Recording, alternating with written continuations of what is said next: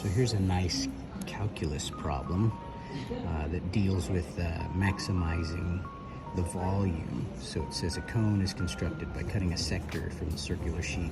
So they basically cut this section out of this metal sheet such that this side is 20 centimeters, and then they use that piece to curl it into a cone, and they want to know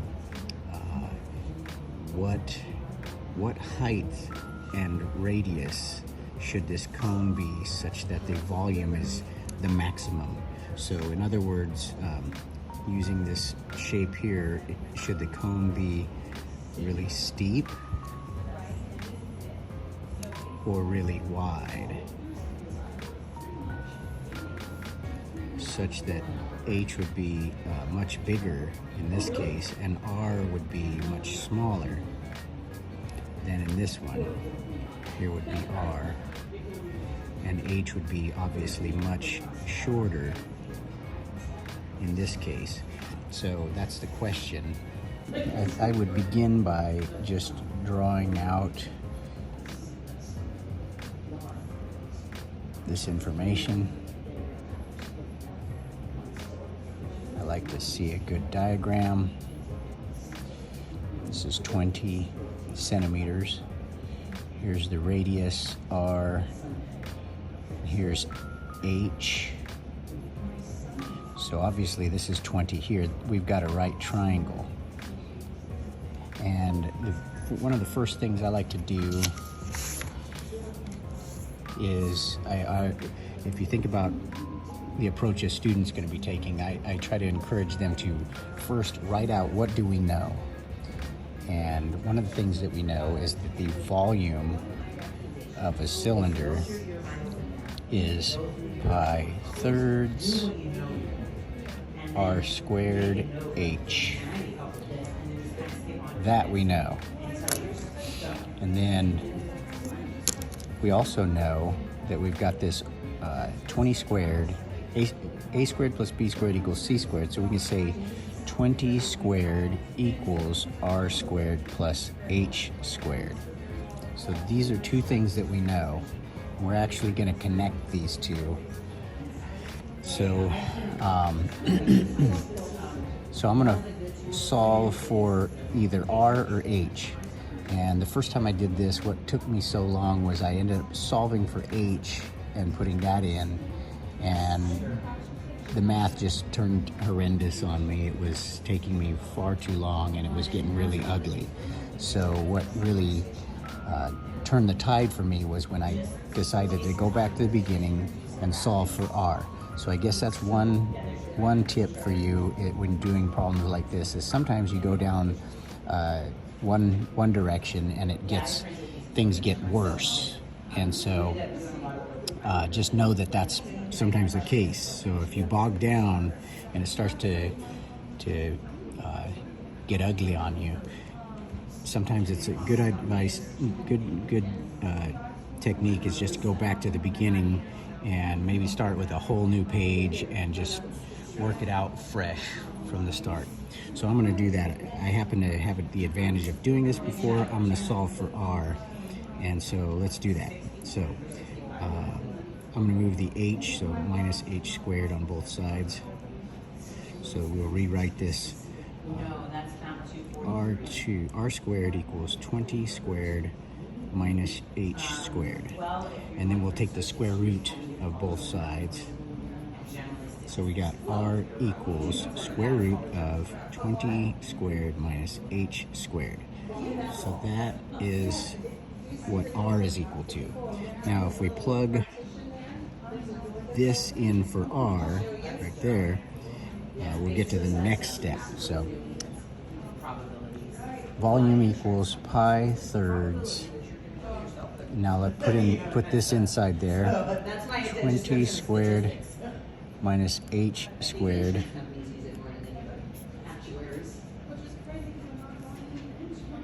h.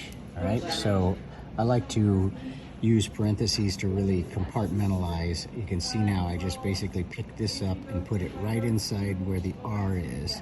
because here's the squared. You see the r right there, the squared right there.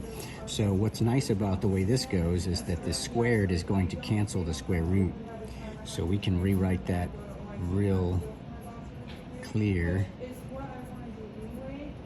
Minus h squared times h. Now we can distribute this in, and so pi thirds 20 squared, which I guess we could just work that out to 400.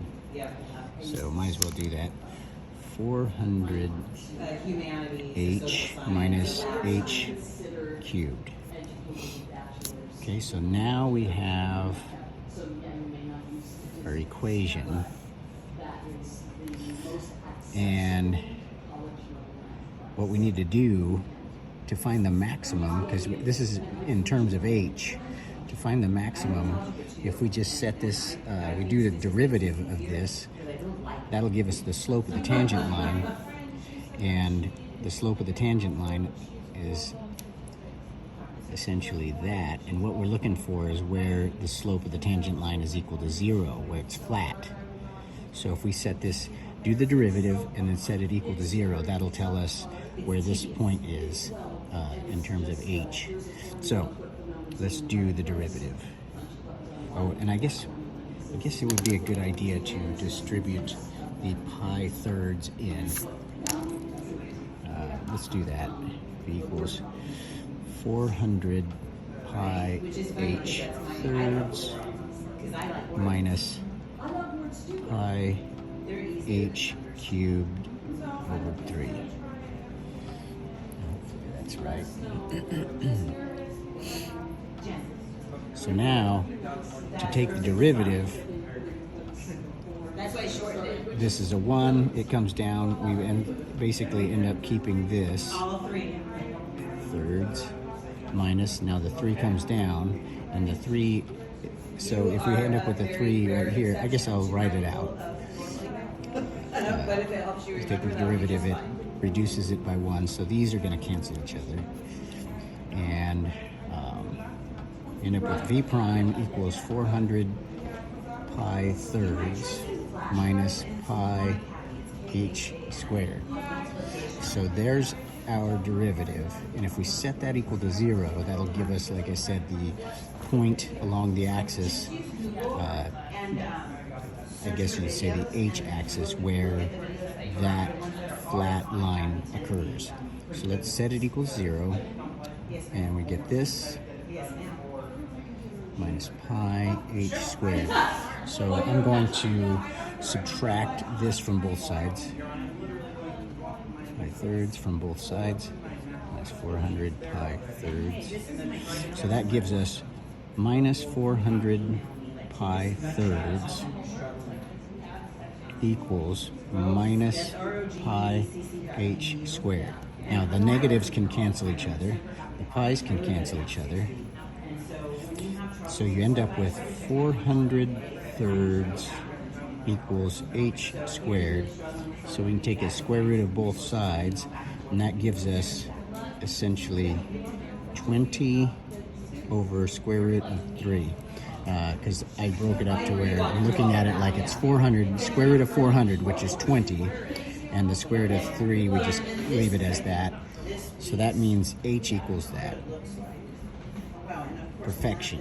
Now, we just need to take that and plug it back into something like here to solve for r. So r squared equals, wait, what did I do here?